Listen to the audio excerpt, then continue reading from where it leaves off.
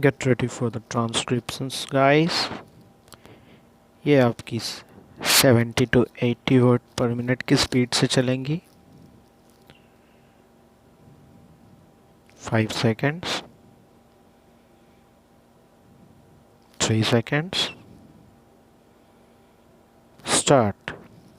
Now sir, honorable members will recall that the bill was introduced in the House of the People on the 2nd September 1953.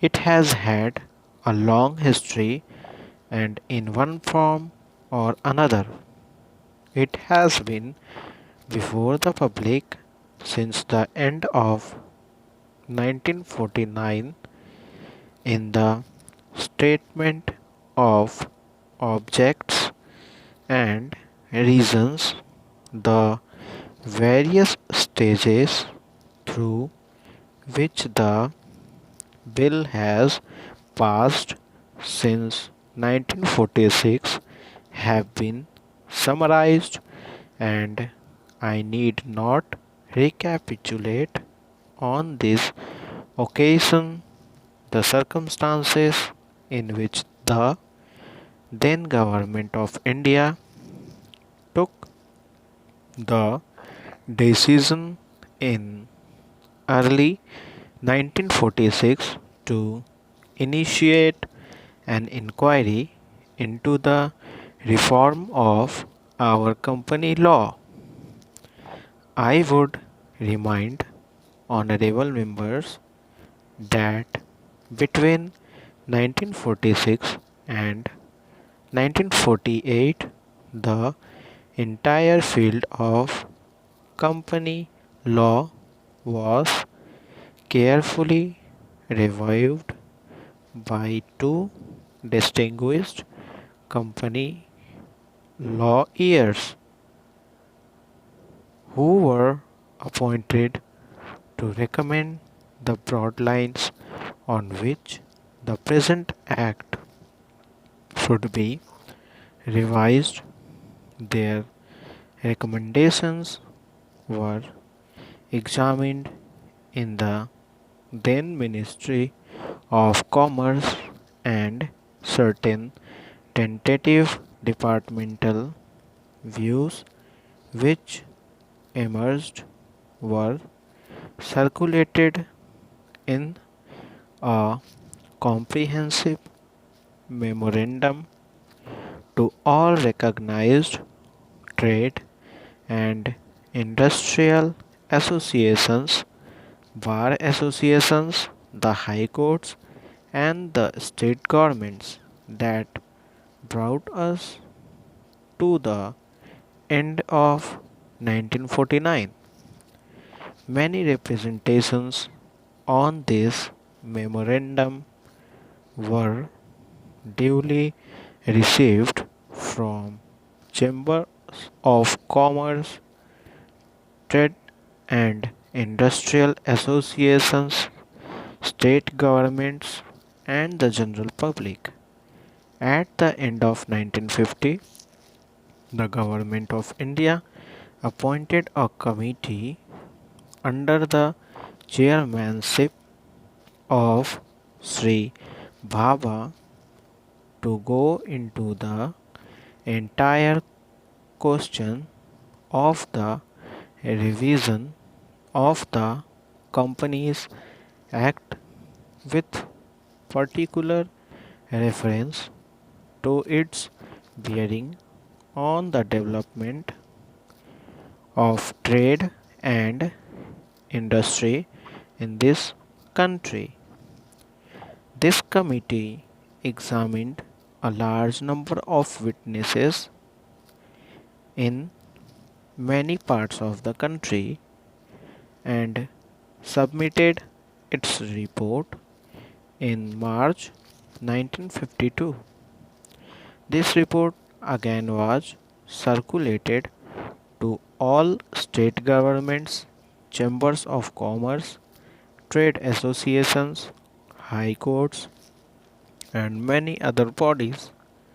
At the same time, a special officer was appointed in the Department of Economic Affairs, Ministry of Finance, to examine the report in the light of the views received from the interested public and to submit proposals to government for the revision of the present act. The bill now before the House is based largely on the recommendations of the Company Law Committee, modified in a few particulars. Honorable member will notice that so far as public relations go, the bill has covered adequate ground in a measure like the Companies Bill, however, which covers the entire field of the operation of joint stock companies. The limit of consultation and discussion can never be exhausted, and I would like to inform honorable members that although the bill was introduced in Parliament over 7 months ago, our officers have been engaged throughout this period in further studies and informal discussions with the interests concerned, and on occasions I have also participated in such discussions. I have also given some further thought to some of the issues arising out of the bill, and I propose at the appropriate stage to bring before the select committee any changes in the provisions of the bill which seem to me to be worthy of consideration in the light of this further examination. No honorable members will have noticed that the bill contains 6 clauses and 12 schedules. I think it is probably one of the longest legislative measures in recent legislative history, but its size might be regarded as misleading unless I make a few comments. The bill is both, one must remember, a consolidating and amending measure, as mentioned in the statement of objects and reasons. This is the first opportunity which has occurred since 1923 for the consolidation of the Companies Act. Advantage has been taken of this opportunity to redraft several long and complicated sections in the present Act, which have been split up into a large number of clauses.